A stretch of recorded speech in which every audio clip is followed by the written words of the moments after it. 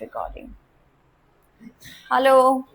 Okay, सबसे पहले मैं कुछ डेफिनेशन बताऊंगी सिंपल सिंपल, उसके बाद एक टॉपिक करवाऊंगी, उसका नाम है डायपोल मोमेंट।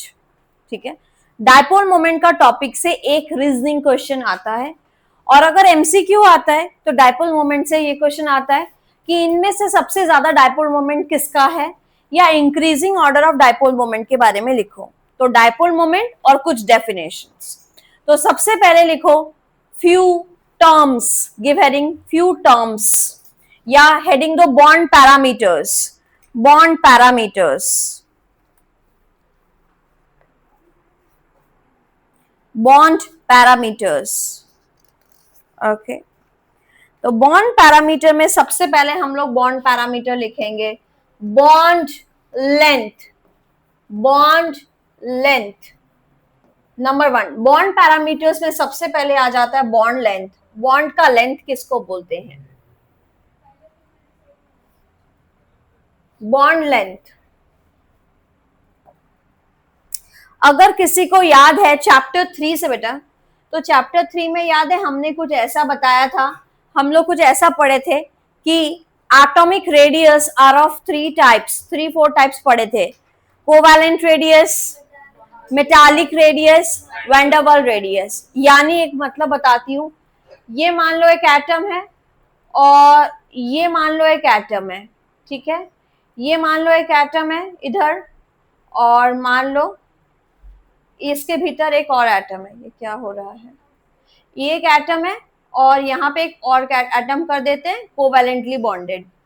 नाउ इसके भीतर का जो ये सेंटर है इसको बोलते हैं न्यूक्लियस। इसके भीतर का ये सेंटर को हम लोग बोलेंगे न्यूक्लियस। अब न्यूक्लियस से न्यूक्लियस का जो डिस्टेंस है उसको हम लोग बोलते हैं inter nuclear distance. Inter nuclear distance. अब कौन से दो एटम एकदम दूर दूर से बॉन्डेड है, मतलब एकदम फोर्स ऑफ अट्रैक्शन वीक है, वैंडरवाल फोर्स ऑफ अट्रैक्शन, बहुत वीक फोर्स ऑफ अट्रैक्शन है। और ये कौन सा फोर्स ऑफ अट्रैक्शन है, देखो इसमें ओवरलैप होके रखा है, यानी दोनों के बीच में कुछ बढ़िया सी बॉन्डिंग है। तो इसमें कौन सा बॉन्ड बनाया हुआ है, इसमें कोवैलेंट बॉन्ड बनाया हुआ है। ठीक है, नाउ लेंथ के बारे में अगर मैं बोलूं तो इसका बॉन्ड लेंथ यहां से लेके यहां तक है, इसको एक नाम दे देते हैं डी, डी, और इसको एक नाम दे देते हैं डी।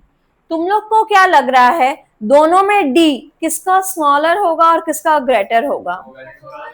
कोवैलेंट का स्मॉलर होगा डी। क्यों? क्यों स्पेस कम है? क्योंकि दोनों के बीच में बढ़िया सी बॉन्ड है, दोनों के बीच में गहरी दोस्ती है। अगर दोस्ती गहरी है तो इसके बीच में इंटर न्यूक्लियर डिस्टेंस कम होगा, और इसके बीच में क्योंकि दोनों तो वीक फोर्स ऑफ अट्रैक्शन है, एक दूर एक यहां दूर, तो दोनों में डिस्टेंस ज्यादा होगा।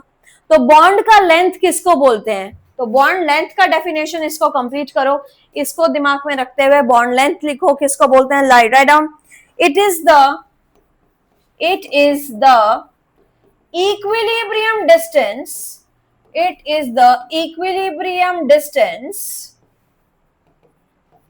it is the equilibrium distance between, किसके बीच में, तुम लोग खुद इंग्लिश में बोल सकते हो, between nuclei of, very good, between nuclei of two atoms. Which atom? Two bonded atoms.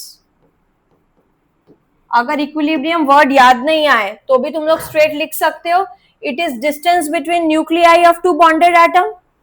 किसके बीच का डिस्टेंस है ऋतिका? ये दो बॉन्डेड एटम के बीच का, न्यूक्लियस के बीच का डिस्टेंस, इसका सेंटर से लेके वहां तक का distance.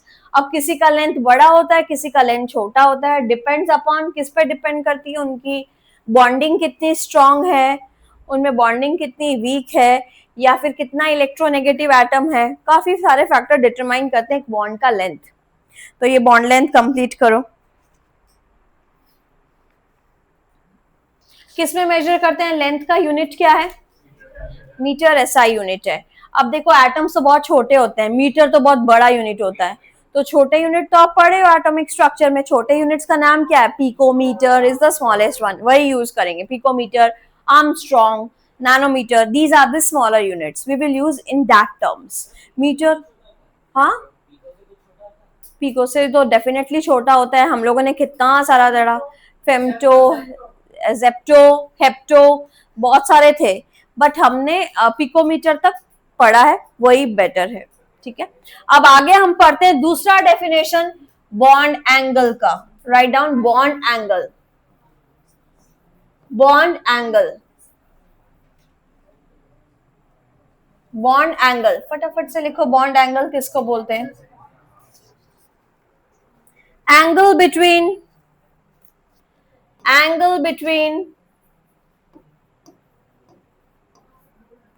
the orbitals, angles between the orbitals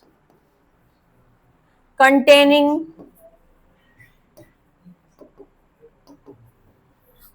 bonding electron pairs, containing bonding electron pairs around the central atom.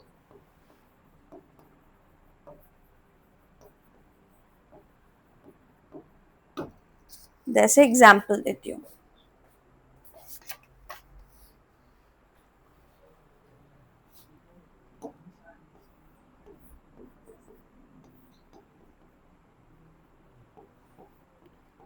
ये वाटर का स्ट्रक्चर है H2O। अब बताओ बॉन्ड एंगल किसके बीच में होगा? HOH सेंट्रल एटम को रखते हुए, यानी एंगल, ये एंगल मेजर करेंगे।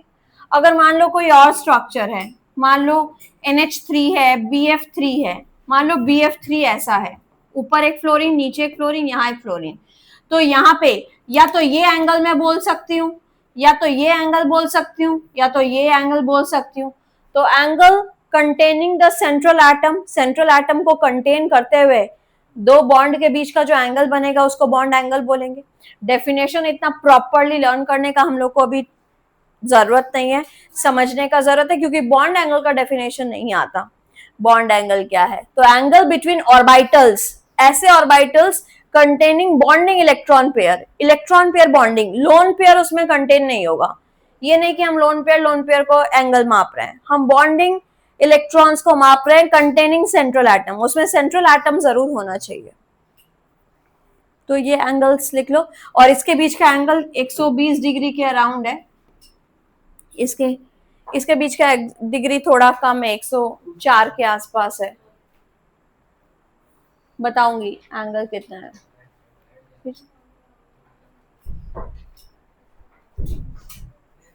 डन। ये बाबू एंगल है, दिस इज एंगल, ये है बॉन्ड एंगल, मतलब angle HOH, this is bond angle. Maths में जैसे एंगल्स पढ़े थे वैसे इसका एंगल FBF, FBF, FBF, ये सब बॉन्ड एंगल्स है। ठीक है, नाउ लास्ट डेफिनेशन। तो बॉन्ड का लेंथ क्या होता है, बॉन्ड का एंगल क्या होता है, और थर्ड बॉन्ड एंथैल्पी। लास्ट बाबू बॉन्ड एंथैल्पी। तो ये लिख ली मनप्रीत, पूरा श्योर, पक्का ना?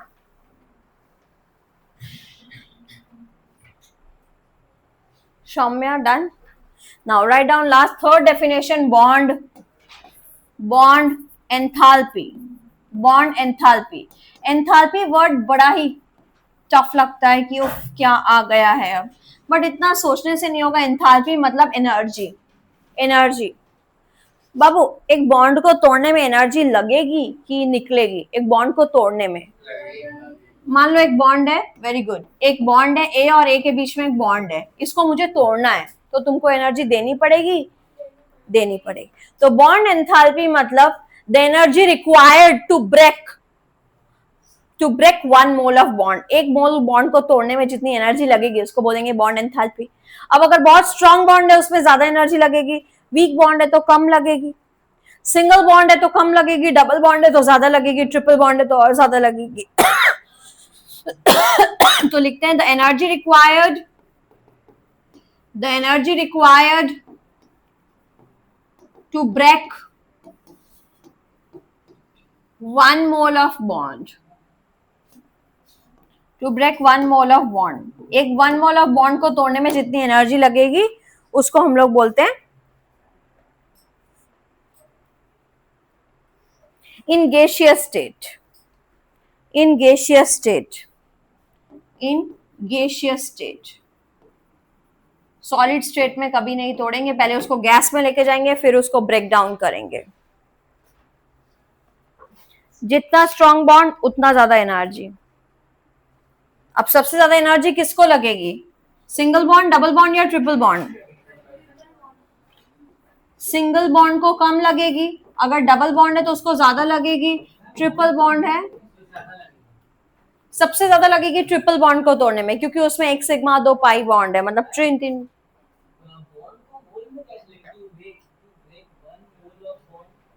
क्योंकि उसके भीतर हम पार्टिकल्स निकाल सकते हैं।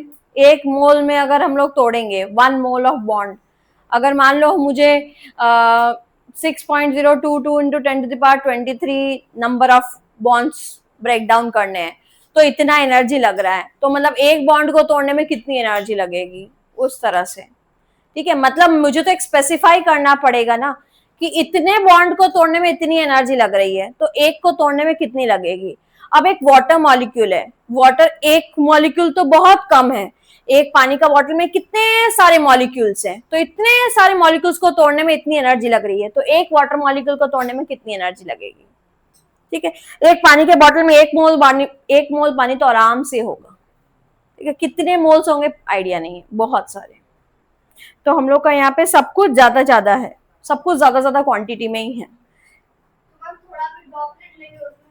कितने मोल्स होंगे पता नहीं, और एक पानी का मॉलिक्यूल तो बाप रे बाप, उसको कितना कितना कम चीज हम लोग स्टडी करेंगे फिर। बहुत मोल्स पानी पीते हैं हम लोग। Okay, last 4 number bond order. ये बॉन्ड ऑर्डर आप बाद में भी पढ़ोगे, bond order, bond order, bond order लिखो, number of bonds between two atom, number of bonds between two atom, number of bonds between two atom, दो atoms के बीच का बॉन्ड, यानी HHOONN। यहां देख के बताओ इसका बॉन्ड ऑर्डर कितना है, फर्स्ट वाले का, सेकंड वाले का कितना है, थर्ड वाले का कितना है, इसके बीच में कितने बॉन्ड है, तो यहाँ पे बॉन्ड ऑर्डर 1 है। सेकंड वाले में कितना बॉन्ड्स हैं, ऑक्सीजन 2, तो बॉन्ड ऑर्डर 2 है। थर्ड वाले में कितने बॉन्ड्स हैं, 3, तो बॉन्ड ऑर्डर 3 है। Write down.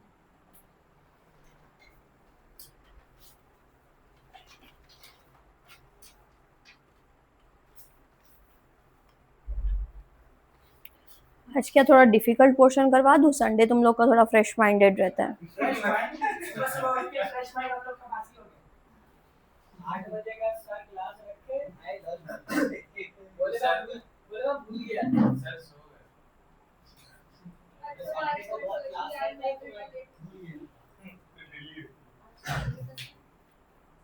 डन।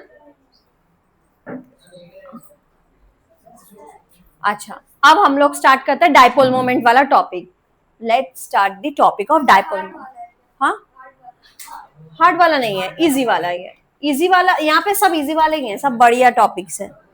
सम्स नहीं है रीना, और बहुत ज्यादा लर्निंग नहीं है यहाँ, सब अंडरस्टैंडिंग कॉन्सेप्ट है। अगर तुम समझ रही हो तो कॉन्सेप्ट तक तक पूरा राइट होंगे, अगर तुम जहां समझना बंद हो गया, जहां तुम रटने लग गए, यहाँ पे कॉन्सेप्ट फेल, तुम नहीं कर पाओगे उसको। यहाँ एवरी टॉपिक्स समझ समझ के करने पड़ेंगे। तो सबसे पहले हम डाइपोल मोमेंट को स्टार्ट करते हैं। फिर वो फोन आ गया सब। अच्छा, डाइपोल मोमेंट,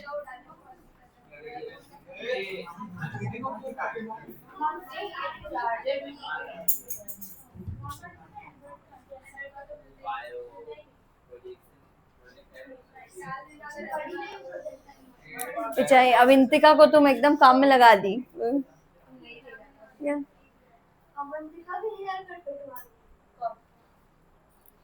ओके बेटा इधर देखो, डाइपोल मोमेंट सुनो, ध्यान से सुनो। डाइपोल मोमेंट, सिंपल पॉइंट्स बता रही हूं. Dipole moment is, dipole moment is लक्ष्य, dipole moment is product of. Momentum क्या होता है? मोमेंटम किसका प्रोडक्ट है? मास एंड वेलोसिटी से मोमेंटम निकालते हो. Dipole moment is product of charge and distance. Charge between two atom, distance between two atom. It is, dipole moment is product of charge and distance. अब sums कभी नहीं आएंगे इसके. Distance between two atoms, two atoms का जो separation distance है that is charge into distance. Now dipole moment को हम रिप्रेजेंट करते हैं. Dipole moment is represented by, dipole moment is represented by mu. Mu से इसको रिप्रेजेंट करते हैं, म्यू. ठीक है. थर्ड पॉइंट, डाइपोल मोमेंट का यूनिट क्या है? इट is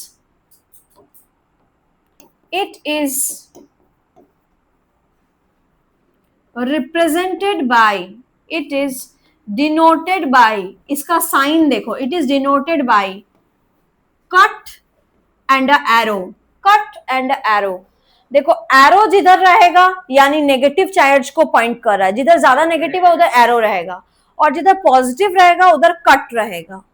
ठीक है. मान लो दो एटम्स है, ये नेगेटिवली चार्ज्ड है तो उधर एरो पॉइंट करना पड़ेगा, और कट यानी पॉजिटिव. मान लो ये दो एटम्स है, इन दोनों एटम्स में ये ज्यादा नेगेटिव है तो एरो किधर रहेगा? इधर, और कट इधर. मान लो ऊपर नीचे, दो ऊपर वाला नेगेटिव ज्यादा है तो ऊपर एरो नीचे कट, एरो एंड कट. अच्छा, यूनिट क्या है? Unit is debye, capital D.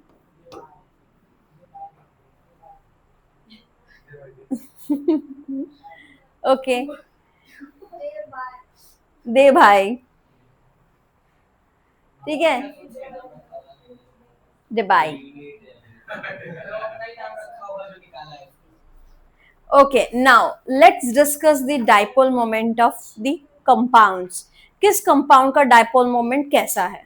तो मेरे पास सबसे पहले हम छांटते हैं पोलर और नॉन पोलर कंपाउंड्स. हो गया यहां तक 4 पॉइंट लिखना. तो हम सबसे पहले कंपाउंड्स को यहां छांटते हैं. सबसे पहले हम लिखते हैं पोलर और नॉन पोलर. इधर लिखते हैं non polar, non polar covalent compound, non polar compounds, और इधर लिखते हैं पोलर कंपाउंड्स. देखो पोलर और नॉन पोलर के बीच का डिफरेंस. नॉन पोलर के अंडर आ गया जो सेम एटम से बने हैं, एकदम सेम टू सेम. अब नॉन पोलर एटम्स में इतना सारा देने का जरूरत नहीं है. नॉन पोलर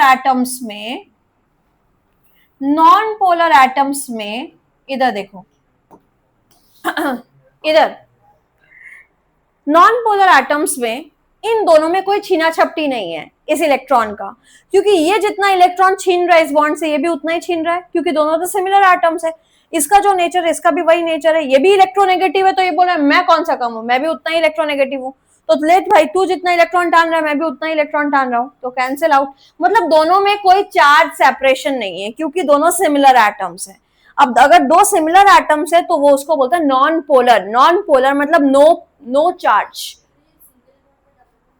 যদি ডাবল বন্ড থাকে তাও হবে না, যদি সিমিলার অ্যাটমস তাদের মধ্যে কোনো চার্জ আসবেই না. No charge. No charge means no poles. No poles मतलब नो चार्ज. अगर कोई चार्ज नहीं आया तो नेगेटिव क्या और पॉजिटिव क्या, यानी कोई एरो ही कहीं नहीं दिखा सकते. यानी यहां पहले ही लिख देते हैं डाइपोल मोमेंट जीरो होगा. Dipole moment zero. Dipole moment zero. क्यों जीरो हुआ? क्योंकि सारे नॉन पोलर है, कोई चार्ज ही नहीं है. और डाइपोल मोमेंट पे तो चार्ज का ही खेल है, जहां चार्ज आएगा वहां मोमेंट आएगा. यहाँ तो कोई चार्ज ही नहीं है. चार्ज इनटू डिस्टेंस, जहां कोई चार्ज ही पैदा नहीं हो रहा है वहां चार्ज जीरो, तो इनका डाइपोल मोमेंट जीरो हो गया. क्लियर? एच और H2 क्या होता है? मतलब H और H2 क्या होता है? H2O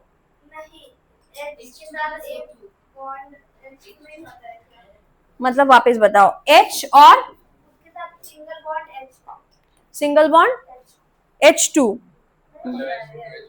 मतलब फिर H2 लिखो यहाँ पे, ये ऐसा कोई कंपाउंड ही नहीं है, H3 बोल भी कुछ कंपाउंड नहीं होता, ठीक है। लेकिन अगर तीन एटम्स भी सिमिलर है तो फिर भी कोई चार्ज नहीं आएगा, जहां डिसिमिलर एटम्स है वहीं आएगा। अब देखो सिमिलर एटम्स में कोई चार्ज नहीं। अब देखो पोलर कम, तो भी कोई चार्ज नहीं। मान लो सिलिकॉन 8-10 क्या बहुत सारे बना सकते हैं लेकिन कोई चार्ज नहीं है। कार्बन को तो तुम जानते हो कितने कंपाउंड बनाते हैं, बट नॉन पोलर है, कोई चार्ज नहीं है। अब सारा डाइपोल मोमेंट का खेल है तुम लोग का पोलर कंपाउंड्स में। पोलर मतलब जहां चार्ज आता है। अब बात सुनो बेटा, तुम लोग के हिसाब से सारे पोलर कंपाउंड्स में तो चार्ज होने चाहिए। अब डिस्कस करते हैं किसमें कितना चार्ज, कौन जीरो कौन नॉन जीरो। तो नॉन पोलर में एग्जाम्पल देती हूं, सबसे पहला,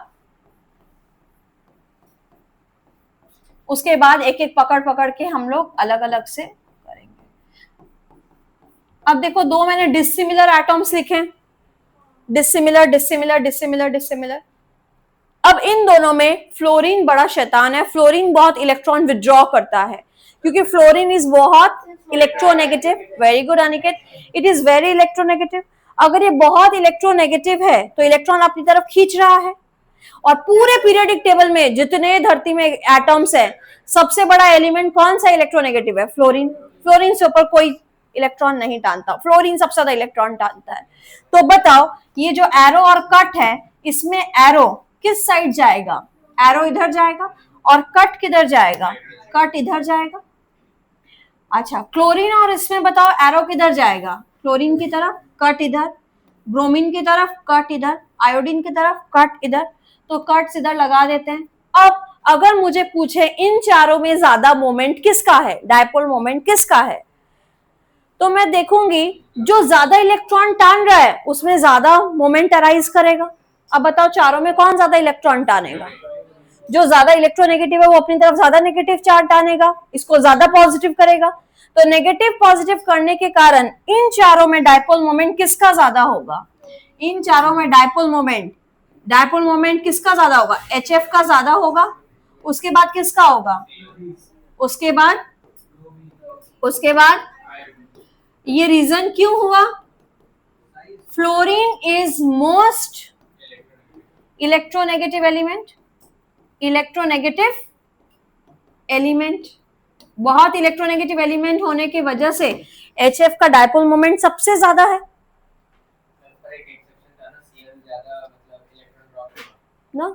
वो एक्सेप्शन इलेक्ट्रॉन गेन एंथैल्पी था, आइसोलेटेड सिस्टम की प्रॉपर्टी थी। ये बॉन्डेड सिस्टम है, फ्लोरीन इज मोस्ट इलेक्ट्रोनेगेटिव, ठीक है। फ्लोरीन सबसे ज्यादा इलेक्ट्रोनेगेटिव है, फ्लोरीन इलेक्ट्रॉन सबसे ज्यादा टानेगा। तो इन चारों में फ्लोरीन ज्यादा है। लेकिन हम लोगों का अब बहुत सारा ऐसा किस्सा आएगा जहां डिसिमिलर एटम्स है फिर भी डायपोल मोमेंट जीरो आएगा। लेट्स चेक वो वैसे कौन है, पहले ये लिख लो बेटा, HF वाला केस। तो समझ आया पोलर कंपाउंड्स किसको बोलते हैं, पोलर कंपाउंड्स जिसमें चार्ज अराइज होता है। Why the charges arise Ritika, very good, because of the difference in electronegativity. इन दोनों का इलेक्ट्रोनेगेटिविटी में डिफरेंस है तभी ये चार्ज अराइज हुआ है, एक में नेगेटिव एक में positive. Return up to this. Now one by one हम लोग केस 1 केस 2 करके करेंगे कि सबसे पहला किस्सा नंबर 1 CO2। सबसे पहला किस्सा CO2। अभी थोड़ा दिन बाद वेडनेसडे थर्सडे से हम शेप्स एंड स्ट्रक्चर पढ़ने लगेंगे, तब तुम लोग को बोलने की जरूरत नहीं पड़ेगी इसका शेप स्ट्रक्चर बनाओ, तुम ये खुद बना लोगे।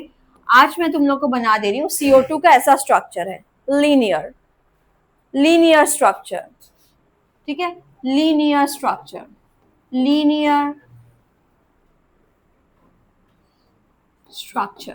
इसका लीनियर है। अच्छा अब मुझे बॉयज में सबसे पहले आंसर दोगे, CO2 के स्ट्रक्चर में सेंटर एटम कौन है? अब बताओ C और O में दिमाग लगा के बताना, C और O में ज्यादा इलेक्ट्रोनेगेटिव कौन है? O।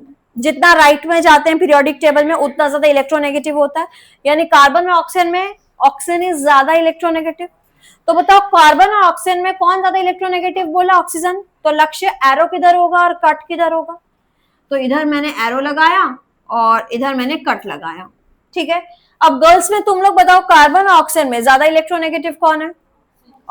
तो बताओ एरो किधर होगा और कट किधर होगा? तो this is arrow and here we place a cut. Now here the dipole moment of CO2 comes out to be 0. The reason is the dipole moment, the bond moment, ये जो bond का जो moment आ रहा है इस bond का, the bond moment of left CO cancel out with the bond moment of right side वाला CO.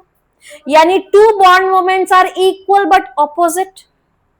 सो अगर ये +2 दे बाई है तो ये -2 है, they cancel out each other and the total moment become 0। क्या समझ आया? तो बताओ क्या हुआ, टोटल मोमेंट कितना आया? 0। कैसे आया टोटल मोमेंट 0? क्योंकि दोनों का बॉन्ड मोमेंट क्या हुआ? इक्वल है एंड ऑपोजिट डायरेक्शन में है। तो यहां पे हम लोग लिखेंगे टोटल डायपोल मोमेंट, एक बार में ही लिख देते हैं, dipole moment is 0। Dipole moment of CO2 is 0. Why? Reason? Two bond moment, two CO bond moment, two CO bond moment क्या होंगे बताओ आप खुद? Two CO bond moment are equal and opposite. Two CO bond moment are equal and opposite. Are equal and opposite in sign. Are equal and opposite in direction भी कर सकते हो, यही इसका रीजन है। So net dipole moment is 0। हाँ, तो क्या हुआ, इधर जितना नेगेटिव है इधर भी तो उतना ही नेगेटिव है, तो कैंसिल आउट ईच अदर। तो ये लीनियर स्ट्रक्चर का पहला उदाहरण जिसमें दोनों के साइड में 0 हो गया। CO2 का किस्सा समझ आया सबको? रीजन है कि ये CO का जो मोमेंट है वो इस CO के संग कैंसिल हो गया। बैलेंस्ड फोर्स बचपन में पढ़ा था, बैलेंस्ड फोर्स। मैं अगर इस साइड से जितना रस्सी टान रही हूं उधर उस टीम ने भी उतना ही जोर से रस्सी टाना, तो अगर इक्वल फोर्स लगा रहे हैं तो वो नेट क्या कहीं जाएगा ही नहीं, डोरी कहीं मूव करेगा ही नहीं। क्यों नहीं मूव करेगा? इक्वल फोर्स लगा रहे हैं ना, नेट मोमेंट। मैं इधर से जितना बुक टान रही हूँ तुम भी उधर से उतना ही टान रहे हो बुक, तो फिर वो क्या, नेट उसका स्टेट वैसा ही रहेगा। स्टेट है तो स्टेट रेस्ट पे ही रहेगा, मोशन पे तो मोशन में ही रहेगा। तो दिस इज लाइक बैलेंस। तो दोनों साइड बैलेंस्ड हो गए, 0 हो गया। नाउ सेकेंड एग्जाम्पल, CO2 के बाद सेकेंड नंबर 2, ये लीनियर स्ट्रक्चर का एग्जाम्पल मैंने दिया। लीनियर स्ट्रक्चर का CO2 किस्सा मैंने दिया, CO2, ठीक है। अब लीनियर के बाद आ जाओ, नेक्स्ट किस्सा मैं चलती हूं तुम लोगों का BF3 ट्राइगोनल प्लेनर स्ट्रक्चर, यानी 120 डिग्री के एंगल में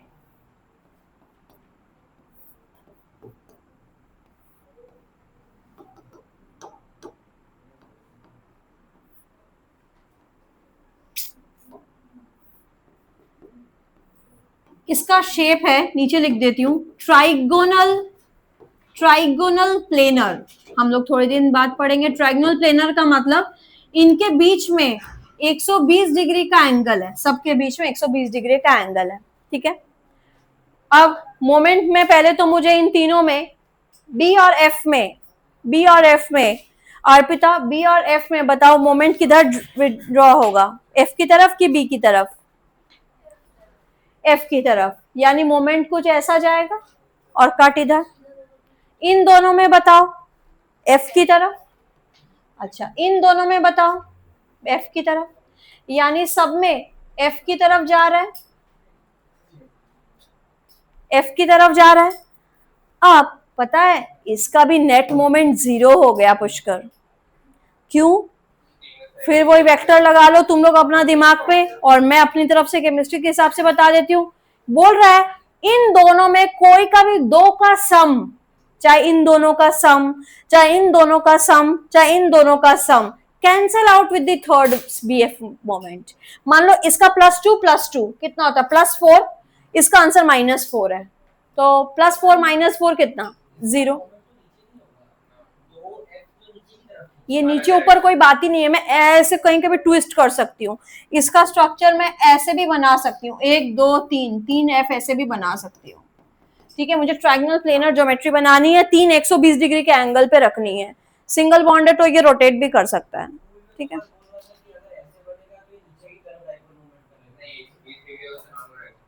ये सब सिंगल बॉन्ड है, sigma bonds can rotate, number 1। Number 2, ये सब जो इसके साथ ये सारा 120 डिग्री अपार्ट होने चाहिए। ठीक है, सिंपल लॉजिक है। तो अब बताओ, इन मैंने क्या बताया, हाँ, सम ऑफ SUM, सम मतलब पता है ना, addition, sum of any 2 BF bond moment is equal and opposite with third BF bond moment, so the net moment comes out to be 0। तो यहाँ साइड में BF कर दो, BCL कर दो, BCl3 कर लो, जो भी ट्रायंगल प्लेनर ज्योमेट्री में ऐसे बनेंगे वो हो सकते हैं। हाँ, सिंगल बॉन्ड वाले, तो BF3 वाले लिख लो, देखें यहाँ पे लिखा रही हूँ। BF3 लिखो, पहले लिख लो, dipole moment of BF3 is 0, dipole moment of BF3 is 0, of BF3 is 0 due to, reason लिखो, this is due to 3 bond moments give a net sum, 3 bond moments give a net sum of 0 as the resultant of any two, कोई दो का जो resultant है, as a resultant of any two is equal and opposite, किसके संग equal and opposite है, is equal and opposite to the third। ये मैंने पूरी NCERT लाइंस लिखी है, देखो कोई भी लाइन में कुछ प्रॉब्लम है क्या, क्यों 0 है, 3 bond moments give a net sum 0। ठीक है, इस स्ट्रक्चर को तुम ऐसे भी बना सकते हो, इस स्ट्रक्चर को तुम ऐसे भी बना सकते हो, एक F इधर और 2 F इधर, कौन सा ज्यादा पसंद आए वो आप डिसाइड कर लो। हाँ, एंगल सारे 120 डिग्री है। ठीक है, तो this is about BF3। Now next किस्सा इज वेरी इंपॉर्टेंट, थर्ड वाला किस्सा, जहां से क्वेश्चन मैक्सिमम बार आया हुआ है, सबसे ज्यादा। तो थर्ड वाला लिखते हैं, थर्ड वाला किस्सा हो गया था वो सबका, थर्ड वाला लिख, जल्दी लिख, चलो।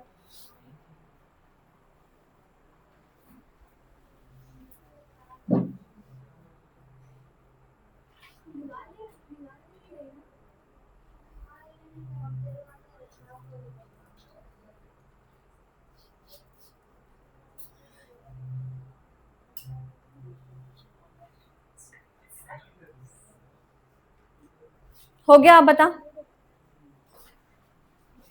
अच्छा, नेक्स्ट किस्सा जो सबसे ज्यादा बार आया हुआ है वो लिखो, NH3 एंड NF3 किस्सा, इन दोनों का किस्सा, इन दोनों में पूछता है किसका डायपोल मोमेंट ज्यादा है, और अगर दे दिया कि इसका ज्यादा है तो क्यों ज्यादा है, तो हम लोग दोनों करेंगे, पहले देखेंगे किसका मोर आ रहा है डायपोल मोमेंट, और 0 दोनों ही नहीं है, अगर जिसका ज्यादा आ रहा है वो क्यों आ रहा है। तो देखिए, पहले दोनों का स्ट्रक्चर देखते हैं।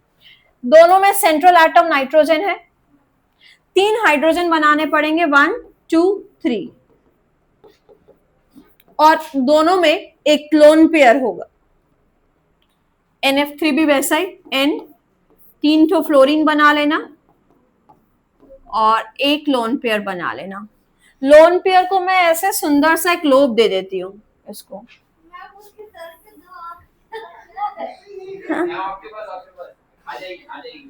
ठीक है, ऐसा लोभ दे रही हूँ। आप सुन लो पहले मेरा किस्सा, फिर आप बना लेना। पहले मैं बात करती हूँ NH3 की।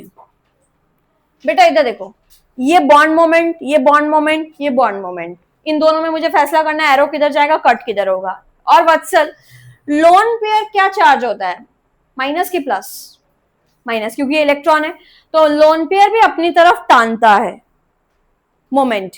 लोन पेयर जो टानता है उसको हम लोग बोलते हैं ऑर्बिटल मोमेंट, और इनको बोलते हैं बॉन्ड मोमेंट, क्योंकि बॉन्ड की वजह से अराइज होता है।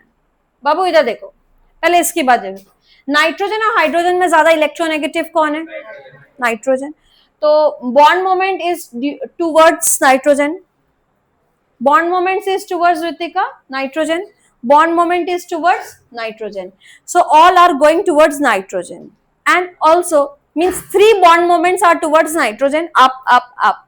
Now the lone pair moment, यहाँ पे lone pair का भी moment arise होगा, जिसको हम लोग बोलते हैं orbital moment. The orbital moment is also directed in this way, ठीक है, वो अपनी तरफ टान रहा है, तो सबका कट लगा देते हैं, कट कट कट कट। तो ये हो गया नाइट्रोजन का किस्सा। अब इधर आ जाओ वंतिका, नाइट्रोजन और फ्लोरीन में ज्यादा इलेक्ट्रोनेगेटिव कौन है, मैंने कहा था धरती पे सबसे ज्यादा इलेक्ट्रोनेगेटिव एटम कौन है, फ्लोरीन, तो फ्लोरीन अपनी तरफ, फ्लोरीन अपनी तरफ, फ्लोरीन अपनी तरफ, और लोन पेयर अपनी तरफ टान रहा है, और कट लगा देते हैं, cut cut cut cut.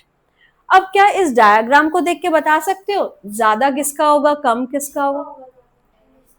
Girls ने कह दिया ये ज्यादा होगा, क्या बॉयज इस बात से सहमत करें? फ्लोरीन का ज्यादा होगा, ठीक है। अनमोल सिर्फ गर्ल्स की बात को काटने के लिए मत बोलो, अपना सही से आंसर बोलो कि कौन सा ज्यादा होगा कि उनके ऑपोजिट ही बोलना है, किसका ज्यादा लग रहा है?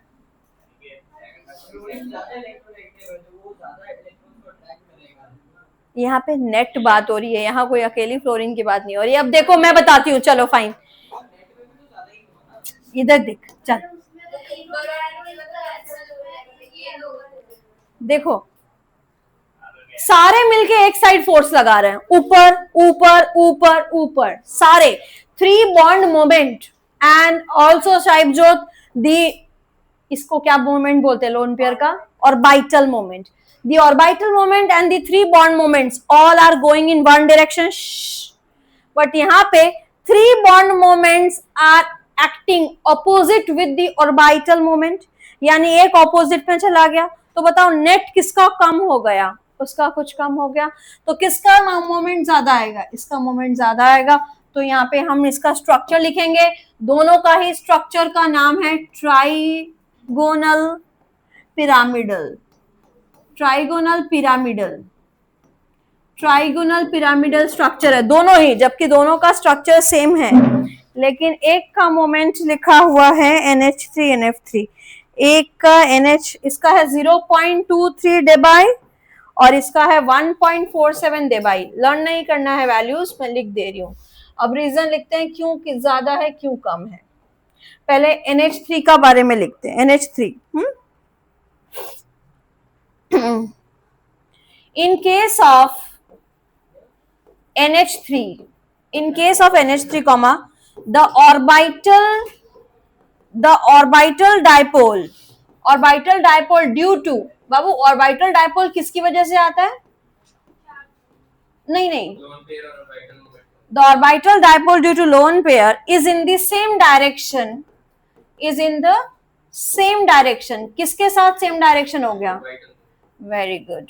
Orbital moment के साथ bond moment is in the same direction as the resultant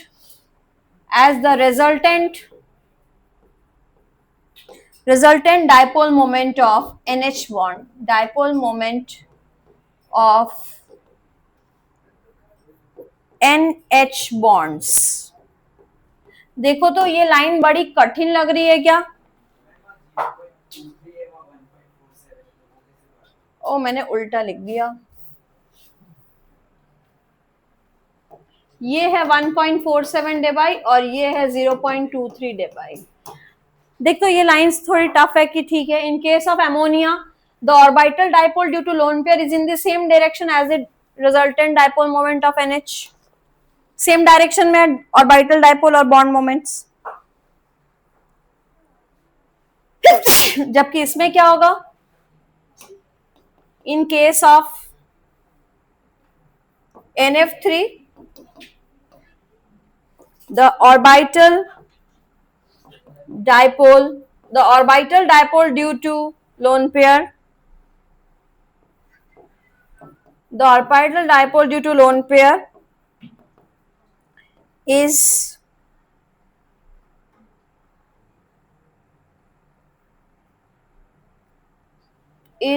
in opposite direction, same direction की जगह बस ऑपोजिट डायरेक्शन कर दो, is in opposite direction as the resultant, same line copy कर दो, as a resultant dipole moment of NF bonds of 3NF कर देती हूं, 3NF bond. Thus the orbital dipole because of lone pair decreases the effect। देखो सारे words मैंने copy कर दिए। In case of NH3 the orbital dipole due to lone pair, the orbital dipole due to lone pair is in the same direction, is in the opposite direction। किसके संग same direction है, resultant dipole moment of NH bond, resultant dipole of NF bond. ठीक है, तो last में किसका ज्यादा किसका कम लिखोगे, so greater dipole moment, so greater dipole moment हो गया, ये आंसर लिख देना, dipole moment of NH3 compare to किसके संग, कंपेयर टू NF3। ये लास्ट में इसका कंक्लूजन, ये दोनों का आंसर, दोनों का ड्राइंग और कंक्लूजन पूरा लिखना पड़ेगा। ठीक है, लिख लो।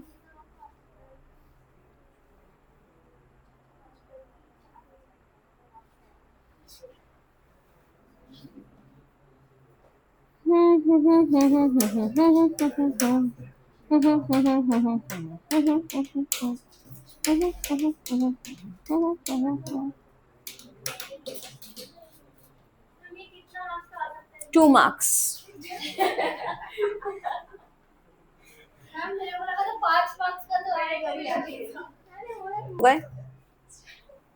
अब आप लोग खुद बताओ, नेक्स्ट बताओ नंबर 4, CH4 का कितना होगा, बिना ड्राइंग के ही बता दो, CH4 का कितना होगा,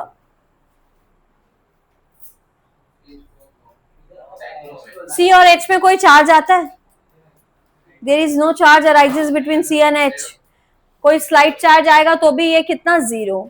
तो CH4 CCl4 इनका सबका कैंसल आउट ईच अदर, सबके संग, तो इनका डायपोल मोमेंट भी कितना आता है, μ0। ठीक है, 5 नंबर पॉइंट तुम लोग खुद बताओगे, वाटर का किस्सा लिख देती हूँ और H2S का किस्सा लिख देती हूँ, दोनों का ज्योमेट्री सेम है, स्ट्रक्चर सेम है, 2 लोन पेयर है, इसका भी 2 लोन पेयर है, इसको बस देख के बता दो, इतना डायपोल मोमेंट अगर पढ़े होंगे तो इन दोनों का आंसर पक्का बता दोगे, वाटर का ज्यादा डायपोल मोमेंट आएगा कि H2S का ज्यादा आएगा, आस्ते आस्ते सोच के बताओ, इसे जबरदस्ती आंसर नहीं देना है फट करके।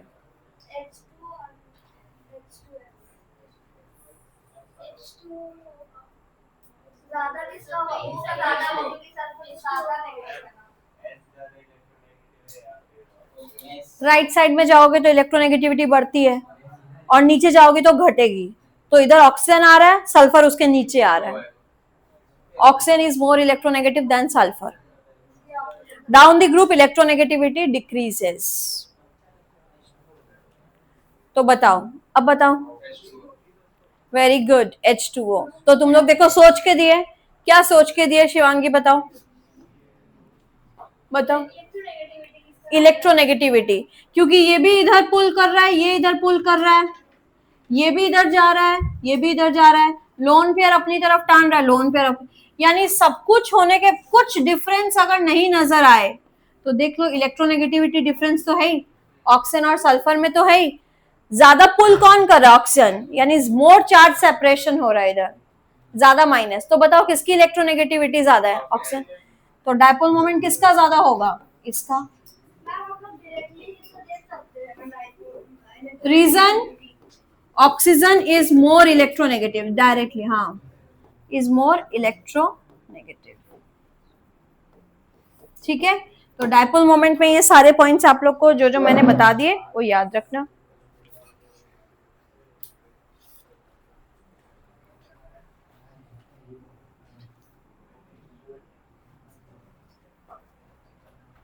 छह नंबर किस्सा, फिर उठपटांग आंसर मत देना फटाक से। 6 नंबर बताओ, BeF2। Very good. Reason, reason थोड़ा इंग्लिश में बोलो, दोनों साइड इक्वल है, क्या लिखोगे? Very good. 2 BeF bond moments are equal and opposite. 2 BeF bond moment बोलना पड़ेगा। ऐसे अगर तुम लिख के आओगे both are equal and opposite, तो बोथ आर कहाँ क्या इक्वल? तो बोथ बॉन्ड मोमेंट, इसका जो बॉन्ड मोमेंट है और इसका जो बॉन्ड मोमेंट है आर इक्वल एंड ऑपोजिट। अब इसका कौन? BeF 2 BeF bond moments are equal and opposite. ठीक है, बस। तो ये सारा किस्सा डायपोल मोमेंट का हम लोगों ने कंप्लीट किया। हाँ, डायपोल मोमेंट में आपको इतना ही पढ़ना है। अब इसके संग एक रूल पढ़ोगे आप, फाजान्स रूल।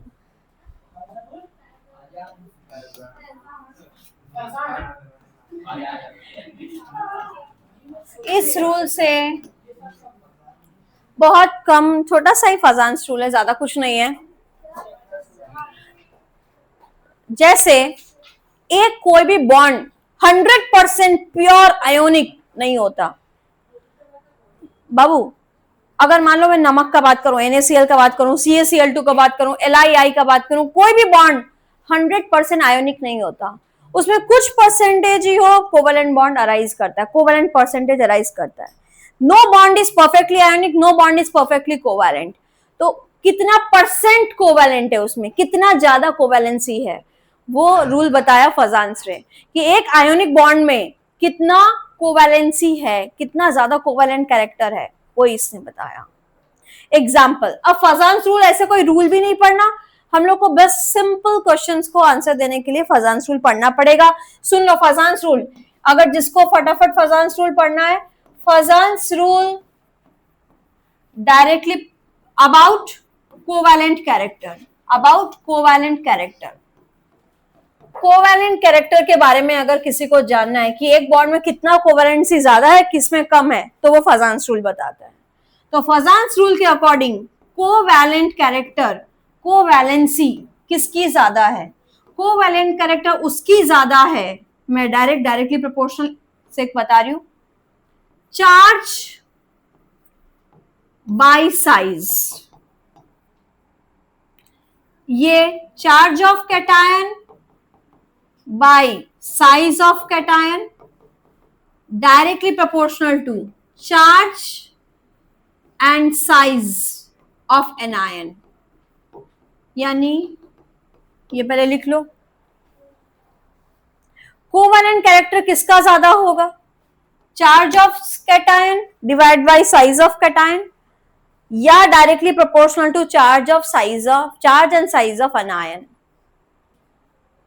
अब इन दोनों का एग्जाम्पल दे देती हूं तो समझ आ जाएगा। एग्जाम्पल, पहले कैटायन को लेके डील कर लेते हैं। ली ना करे रब से फरियाद। एक ये किस्सा ले लेती हूं और एक ले लेती हूं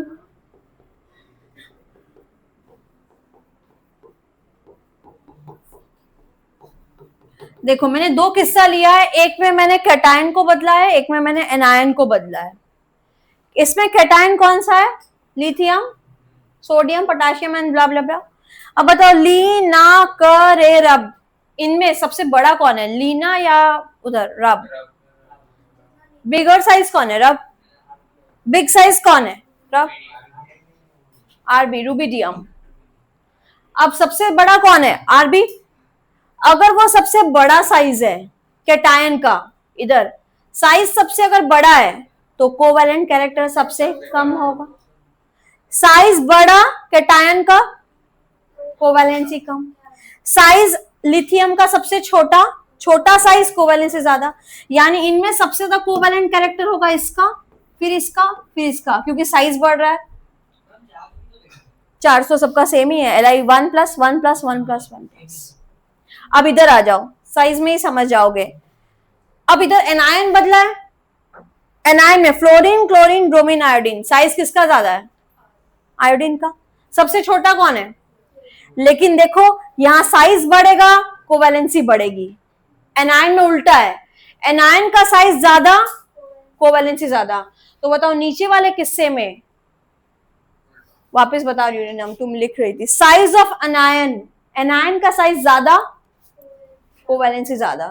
तो बताओ एनायन किसका बिगर है? आयोडीन, यानी ये सबसे ज्यादा कोवेलेंट, फ्लोरीन सबसे कम कोवेलेंट। तो ये किस्सा किसकी वजह से हुआ? ब्रैकेट में लिखते हैं साइज ऑफ कैटायन इंक्रीजिंग,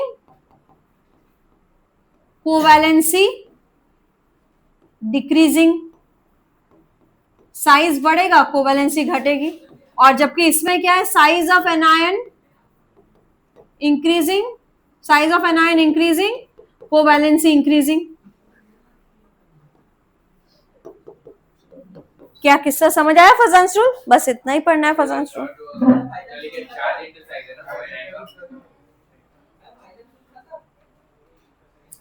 फाइजन क्या होता है? फजान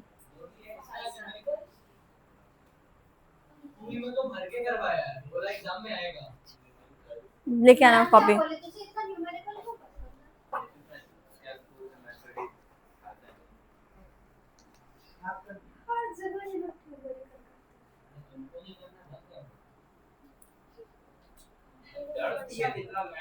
लग रहा है तू कोई और रूल किया, तू लेके आया।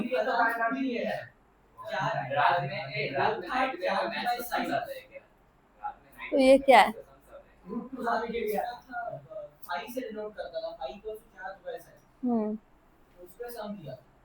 तो चार्ज दे दिया, साइज दे दिया, डिवाइड करना था,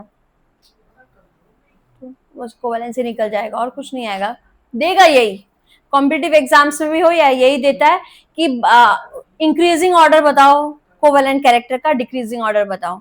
तो कैटायन का साइज या एनायन का साइज तुम लोग को माथे में रखना पड़ेगा। ठीक है, क्लियर? पीरियडिक टेबल तुम लोग को थोड़ा सा दिमाग में बैठाना पड़ेगा।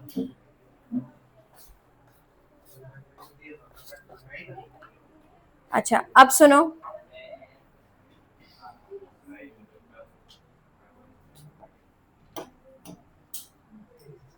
अब तुम लोग को थोड़ा सा याद करना पड़ेगा, तुम लोग को थोड़ा सा दिमाग लगाना पड़ेगा। इधर देखो बेटा, ओहो हाँ अब ठीक है, ठीक है, ठीक है, हो गया। बताऊं, स्टार्ट करूं अब जो पढ़ेंगे? न्यू टॉपिक, ध्यान से सुनो, वेरी इंपॉर्टेंट। स्टार्ट करूं बताना? हाँ, इस टॉपिक का नाम है, लिखो, आज 2 टेबल मैं तुम लोग को याद कराऊंगी। VSEPR theory, VSEPR theory, valence shell electron pair repulsion theory, valence shell electron pair repulsion theory, valence shell electron pair repulsion theory.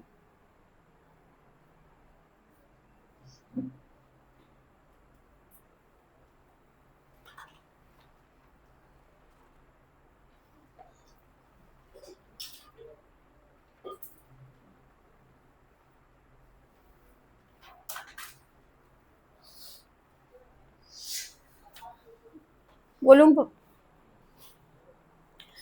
इसमें 2 पॉइंट्स आप लोग को एकदम याद रखना पड़ेगा, बाकी सब सुन लो। पहला, अब शेप स्ट्रक्चर में हम लोग एंटर कर रहे हैं, मॉलिक्यूल का शेप स्ट्रक्चर ज्योमेट्री, कोई भी मॉलिक्यूल का कैसे निकालेंगे। इसमें एंटर करने के पहले याद रखो, कोई भी मॉलिक्यूल का शेप किस पे डिपेंड करता है कि इसका शेप या स्ट्रक्चर कैसे बनेगा, उसके वैलेंस इलेक्ट्रॉन पे डिपेंड करता है कि उसके वैलेंस शेल में कितने इलेक्ट्रॉन्स हैं। वैलेंस शेल का मतलब लास्ट शेल में इतने इलेक्ट्रॉन है। तो shape of molecule depends upon, shape of molecule, molecule का शेप किस पे डिपेंड करता है, molecule shape of molecule depends on shape of valence shell electron pairs, कि वो इलेक्ट्रॉन पेयर्स कितने हैं, कैसे हैं, कितने रिपल्शन कर रहे हैं। अब एक शेप बनने के पहले किस किस पे रिपल्सिव इंटरैक्शन होता है, बोलो तो किस में रिपल्शन होता है।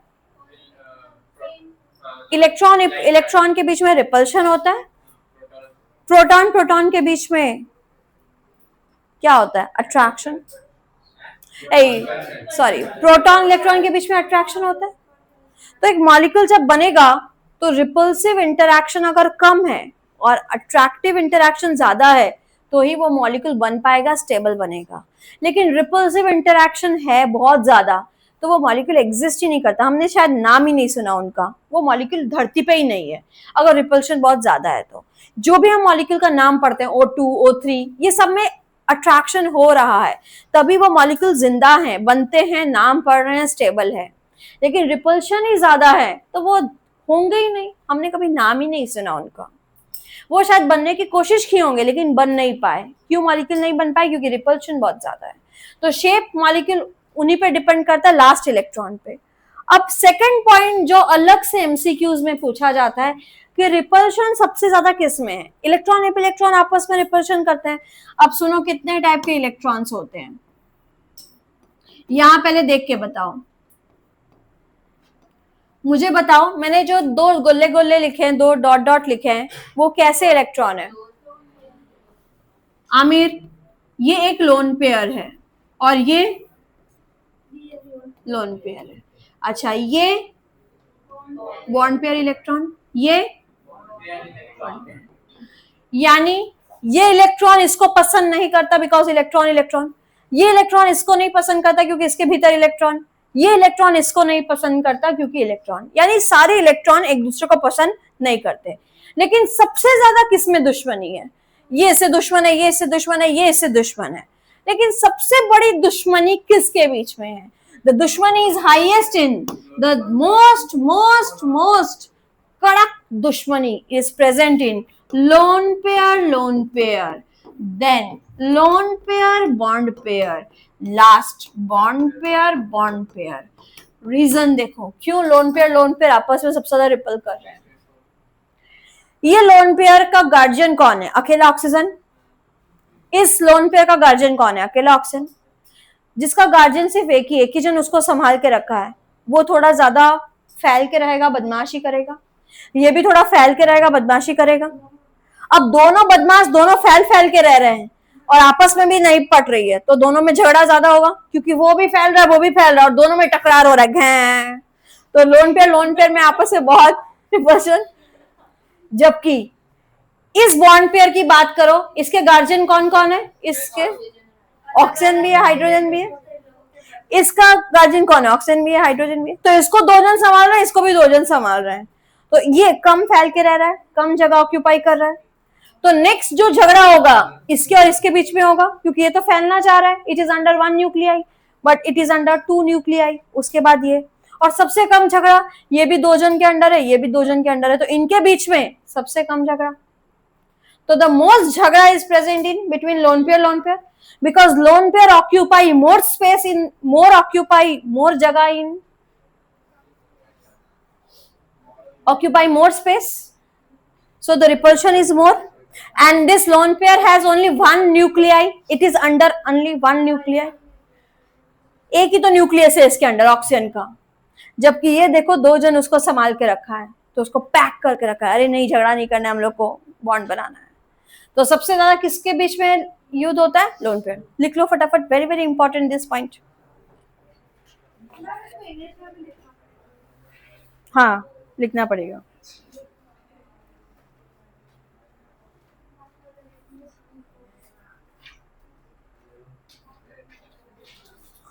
तो लिख देती हूं, अगर इसका रीजन कभी तुम लोग को इच्छा करे कि एक बार पढ़ लेते हैं।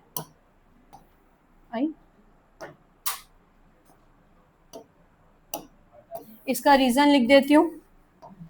Loan pair occupy more space and under control of one nuclei. So lone pair has highest repulsive interaction, highest repulsion. सबसे ज्यादा लोन पेयर रिपल करते हैं।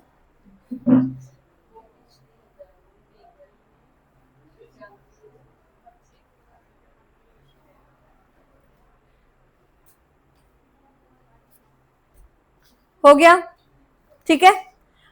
अब नेक्स्ट जो पढ़ाऊंगी उसके लिए 2 मिनट में तुम लोग पानी पी लो, तब तक मैं जैसे लिख रही हूँ वो तुम लोग देखो मैं क्या कर रही हूँ। पॉज कर देती हूँ, वो चार्ट बनने के बाद फिर आप देखना, ठीक है। सरप्राइज।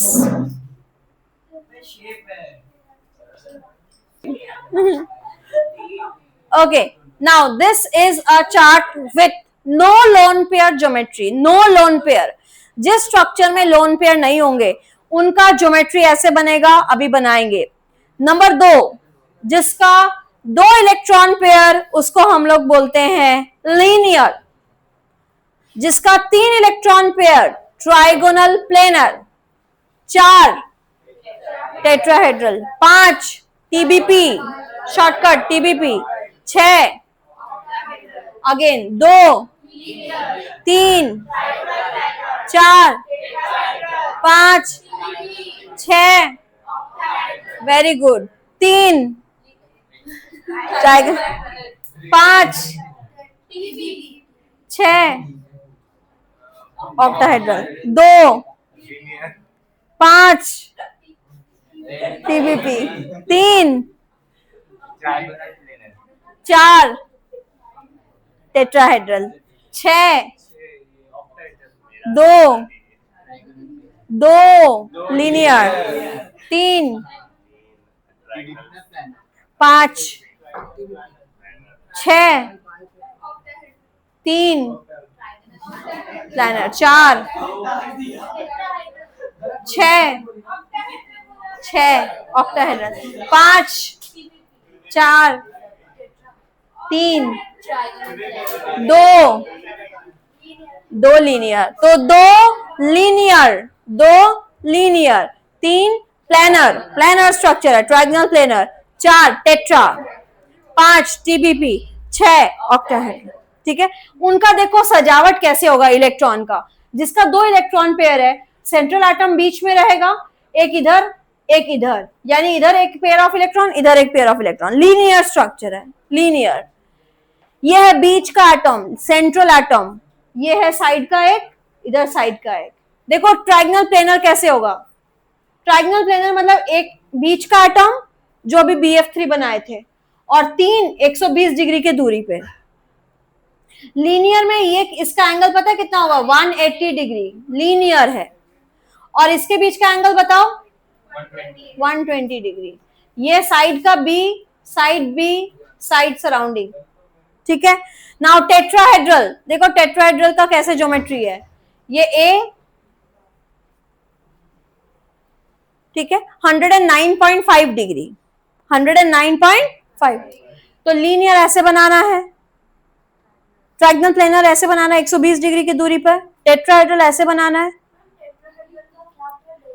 109.5, ठीक है। इतना जगह ही नहीं है यहाँ पे। एंगल यहां बना देती हूँ और लिख देती हूँ 109.5 डिग्री। अच्छा टीबीपी सुनो, ट्राइगोनल टीबीपी कैसे बनाना है। सेंट्रल एटम के, एक बार ये सुन लो बहुत इंपॉर्टेंट, टीबीपी कैसे बनेगा, 5 बॉन्ड्स कैसे बनेंगे। टीबीपी का कोई भी ज्योमेट्री होगा ऐसे ही बनेगा। सेंट्रल एटम ए, इसके 2, बाबू इधर देखो, 2 होंगे एकदम सीधे बॉन्ड, इसको हम लोग बोलते हैं एक्सियल बॉन्ड्स। कैसे bond? It is 90 degree with the plane, 90 degree with the plane, मतलब ये अगर प्लेन है तो इसके 90 डिग्री होगा, ठीक 90 डिग्री। और 3 इक्वेटोरियल बॉन्ड्स हैं, 1 2 3। Equatorial bonds are 120 degree apart, ये लोग एक दूसरे के साथ 120 डिग्री अपार्ट है। तो 2 bonds are axial bonds, and 3 bonds are equatorial, equatorial. Which bonds are 90 degree with the plane and which bonds are 120 degree distance with each other? Equatorial. Now पांचों bond का इक्वल डिस्टेंस नहीं है। Axial bond, जैसे अगर मैं बोलूं कि सब इधर 15 जन एक साथ बैठ जाओ, तो बैठना बहुत मुश्किल है एक ही लाइन में। तो हम लोग क्या करते हैं, आगे पीछे बैठते हैं। जैसे टैक्सी में पहले हम लोग बैठते थे, एक ही पीछे में और बैठ जाओ और बैठ जाओ, अब बैठ जाओ कहाँ बैठो, तो हम लोग क्या करते हैं, आगे पीछे बैठेंगे ना, एक जन थोड़ा सामने होके बैठता था, एक जन पीछे होके बैठता था, तो ऐसे पैर कैसे करके बैठते थे, तो कैसे भी करके हम लोग एडजस्ट करते थे। अभी तो वैसे कोई ओला उबर चढ़ाता भी नहीं है, मैक्सिमम 4, लेकिन पहले येलो टैक्सी में हम लोग पूरी फैमिली सोचते थे कि पूरी फैमिली एक साथ जाए, कोई रोकने वाला भी तब नहीं था, 2-3 एक साथ, कोई गोदी में, कोई कैसे भी करके एक साथ हम लोग जाते थे। तो बेटा हम लोग कैसे बैठते थे, आगे पीछे होके, ताकि हम लोग अच्छे से एडजस्ट कर पाए।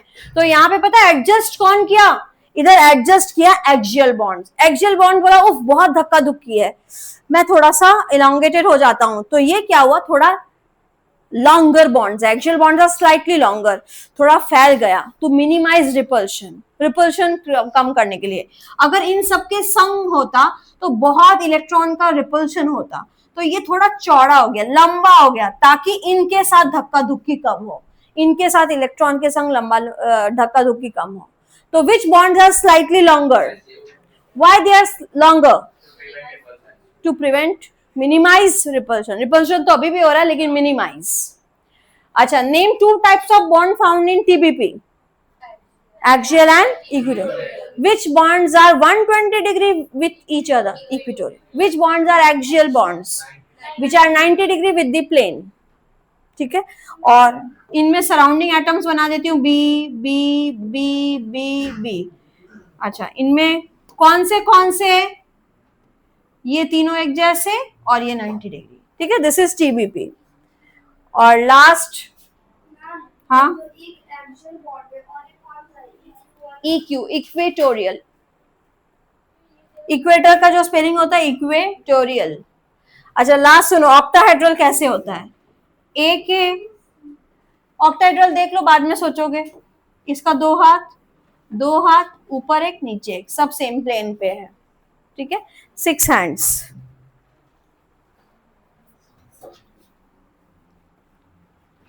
तो ये कंप्लीट करो एग्जाम्पल। तो बताओ, विदाउट लोन पेयर का चार्ट बताओ, 2 का क्या ज्योमेट्री होगा, 3 4 5 6। एग्जाम्पल लिखो, चलो एग्जाम्पल्स लिखो। 60 डिग्री, जब एग्जाम्पल लिखो, फर्स्ट वाले का एग्जाम्पल लिखो, BeCl2 या BeF2, थर्ड वाले का BF3, फिर CH4, PCl5, SF6 लिख लो।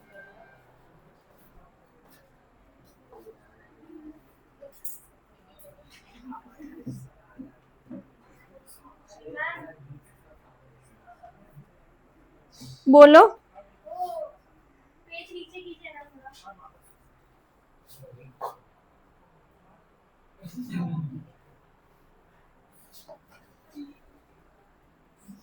अच्छा मॉलिक्यूलर ज्योमेट्री बना दो, इसका दिखने में कैसा मॉलिक्यूलर ज्योमेट्री बन गया, मॉलिक्यूलर ज्योमेट्री कर दो।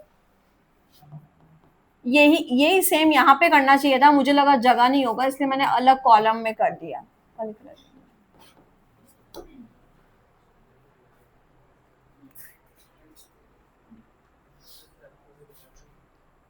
डन।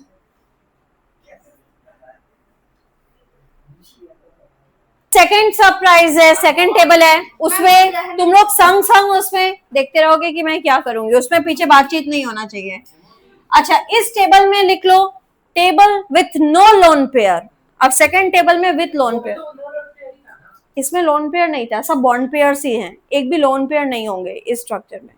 अब आएगा सेकंड टेबल, टेबल 2, वो टेबल 1 कर दो, ये टेबल 2 कर दो, तो मुझे reference they.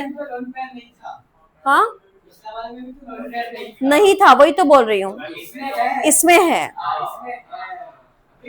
Table 2 with lone pair, table 2 और टेबल 1 विथ लोन पेयर्स। अब लोन पेयर्स जैसे इंट्रोड्यूस होंगे, मॉलिक्यूल्स का ज्योमेट्री बदल के शेप्स आ जाएंगे। तो यहां लिखते हैं bond pair, lone pair, shape, geometry, example.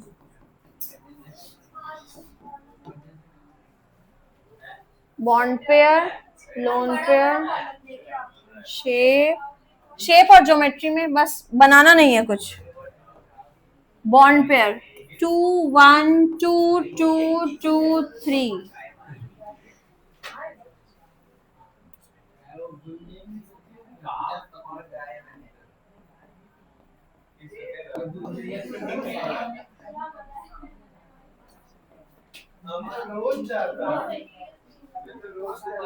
Three 1 3 2।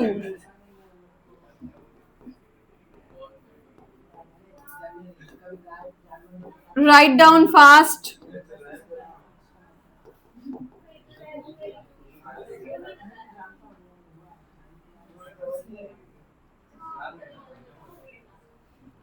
Four 1 4 2.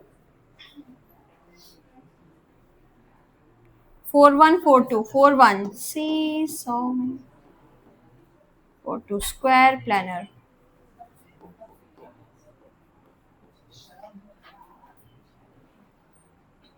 Last 5 1 square pyramidal.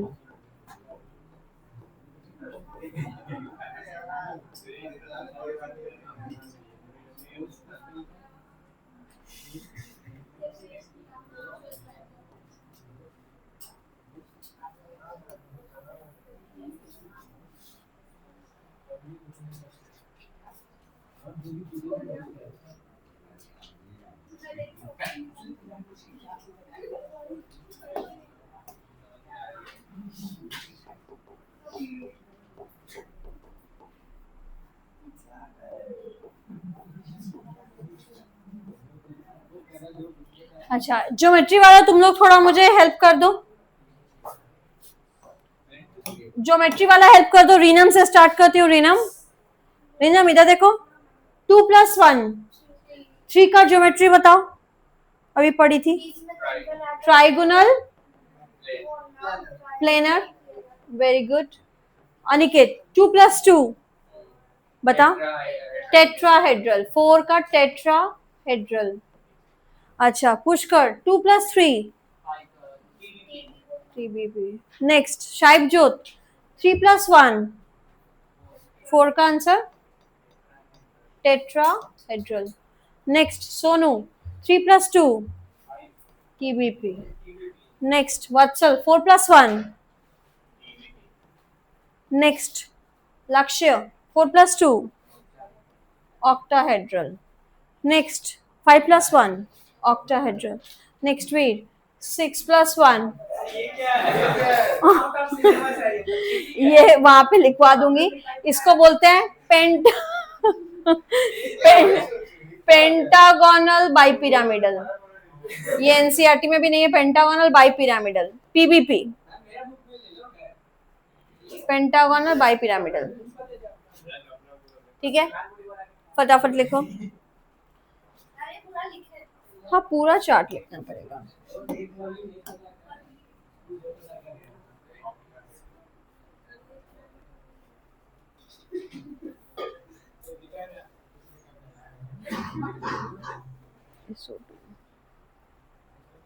अच्छा, अब पहले बता दूं,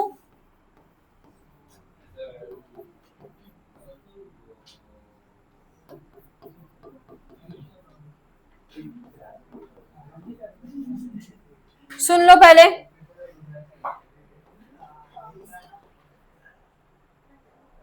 इधर सुनो कैसे याद करोगे, ये है बॉन्ड पेयर और ये है लोन पेयर। बॉन्ड पेयर और लोन पेयर, लोन पेयर मतलब समझ गए, दो डॉट्स वाले। अगर किसी स्ट्रक्चर में दो बॉन्ड पेयर है और संग में एक लोन पेयर, दो बॉन्ड पेयर एक लोन पेयर, तो उसका शेप हम लोग नाम लेंगे बेंट शेप है। क्या शेप है? बेंट। बेंट वी या बेंट शेप, या एंगुलर भी बोलते हैं बहुत बार, बेंट। हाँ, वी बेंट, बेंट वी है। ठीक है, जैसे ओजोन का देखो ऐसे बेंट वी है ओजोन। ठीक है, तो this is called bent V. अच्छा नेक्स्ट, 2-2 वो भी बेंट वी है, जैसे वाटर का दो लोन पेयर दो बॉन्ड। 2-3 linear, 3-1 pyramidal, 3-2, 4-1, 4-2 square, 5-1, 6-1। अब देखने में जितना आसान लग रहा है, लर्न करने में उतना ही तुम लोग कंफ्यूज हो गए। तो देखो कैसे याद रखोगे, एक दो तो बता देती हूँ। 4:01, बचपन में 4 बजते ही हम खेलने जाते थे कि 4 बज गए अब खेलने जाना ही है, और 4:01 होते ही हम चले गए सी सॉ झूला झूलने। तो 4:01 सी सॉ, 4-1 सी सॉ, 4-1 क्या आंसर होगा? सी सॉ। अब 2 का देखो, 2 का अच्छा है, 2-1 हो या 2-2 हो, bent bent, 2-1 2-2 bent bent, 2-1 2 bond pair 1 lone pair, 2 bond pair 2 lone pair, bent bent. 2-3 तुम लोग के एनसीईआरटी में नहीं, मैंने लिखवा दिया, लीनियर है। तो वापिस 4:01, 4 bond pair 1 lone pair, seesaw. 2 bond pair 1 lone pair, 2 bond pair 2 lone pair, bent. अच्छा अब देखो अगर ऑड फिगर्स में खत्म हो रहा है, लाइक 3-1 5-1, वापस बोल रही हूं, 3-1 या 5-1, 4:01 तो छोड़ दो, 3-1 या 5-1, 1 पे खत्म होने से पिरामिड में कुछ खत्म हो रहा है। 3-1 पिरामिडल, 5-1 पिरामिडल, लेकिन 3-1 है बोल के 3 से स्टार्ट, इसलिए ट्राइगोनल पिरामिडल 3 है, 5-1 को बोलते हैं स्क्वायर पिरामिडल। तो वापस 4:01, 4-1 सी सॉ, 2-1 या 2-2 बेंट बेंट। ठीक है, उसके बाद 1 पे ऑड फिगर पे खत्म हो रहा है, 3-1 पिरामिडल, कैसा pyramidal? Trigonal pyramidal. 5-1 square pyramidal, वो भी पिरामिडल में ही खत्म हो रहा है, तो 3-1 भी पिरामिडल, 5-1 1 पे खत्म हो रहा है, पिरामिडल, लेकिन 3 से स्टार्ट बोल कर ट्राइगोनल पिरामिडल, 5 वाला स्क्वायर पिरामिडल। अब 3-2 3-2 T shape 3-2 T shape 3-2 T shape, 4-2 square planar, 4-2 ऐसे याद रहता है स्क्वायर प्लेनर। क्या? और एक आउट ऑफ सिलेबस पढ़ लेते हैं, 6-1 डिस्टॉर्टेड ऑक्टाहेड्रल डिस्टॉर्ट हो गया, टूट गया, 6-1। वापस स्टार्ट करते हैं, 4-1 seesaw, 2-1 2-2 3 Anmol get out, next 3-2 very good. अच्छा 1 पे ऑड फिगर पे खत्म करो, 3-1 ट्राइगोनल पिरामिडल, 5-1 स्क्वायर पिरामिडल। ठीक है, अब अलग साइड, 3-2 4-2 स्क्वायर प्लेनर, 4-2। देखो जितना तुम लोग को याद हो गया, तुम लोग नहीं पढ़े हो, तुम लोग अभी थोड़ा और टाइम लगेगा तुम लोगों को, तुम लोग फिर खुद से मेहनत करोगे, तुम लोग को और ज्यादा ये तो संग संग याद हो जा रहा है, आए हो यूटिलाइज करो इस टाइम को, कि लर्न यहीं पे ही कर लो। ये बहुत मुश्किल होता है घर में अकेला पढ़ने के लिए, बाद में जब शेप ज्योमेट्री स्ट्रक्चर नहीं बनाओगे, पूरा चैप्टर का हार्ट यहाँ पे सारा कुछ इसी स्ट्रक्चर शेप ज्योमेट्री हाइब्रिडाइजेशन, यही से क्वेश्चन है। पहले कभी भी नहीं था, फर्स्ट टाइम इंट्रोड्यूस हुआ है, इसलिए तुम लोग को आएगा ही आएगा, जैसे 1:2:2 वाला था। अब यहाँ से जो भी पढ़ोगे, मैंने कहा था वेडनेसडे से एब्सेंट मत करना तुम लोग, बहुत अच्छा अच्छा कॉन्सेप्ट कराऊंगी थर्सडे से। तो अभी ये स्टार्ट हो चुका है ऑलमोस्ट, आज ये टेबल रिवाइज करा दे रही हूँ ताकि थर्सडे में काम स्टार्ट कर दूं आते ही। तो वापस स्टार्ट कर रही हूँ, वापस आ जाओ, 4-1 सी सॉ, 2-1 2-2 बेंट, 2122 2122 32 32। अच्छा, 1 पे अगर ऑड फिगर पे खत्म हो रहा है, 3 1 पिरामिडल, कैसा पिरामिडल? ट्राइगोनल। फिर 1 पे खत्म करो, 5 1 स्क्वायर पिरामिड। 4 2 4 2 square planar. बस हो गया almost. 6 1 out of syllabus distorted octahedral, और उसका geometry pentagonal bi pyramidal. Examples सारा बहुत जरूरी है, लो मार्क कर देती हूँ। सच में बहुत जरूरी है। वो आउट ऑफ सिलेबस सिर्फ एनसीईआरटी में है, बाकी क्वेश्चंस रहेंगे, इसलिए मैं लिखा दे रही हूँ। वेरी इंपॉर्टेंट, सारे बहुत इंपॉर्टेंट हैं।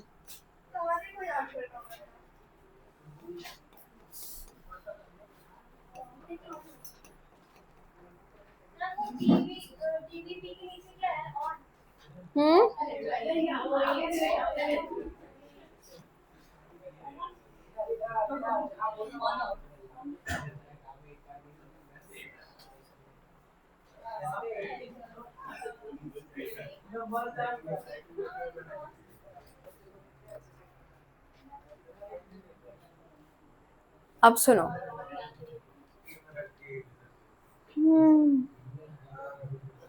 एक बार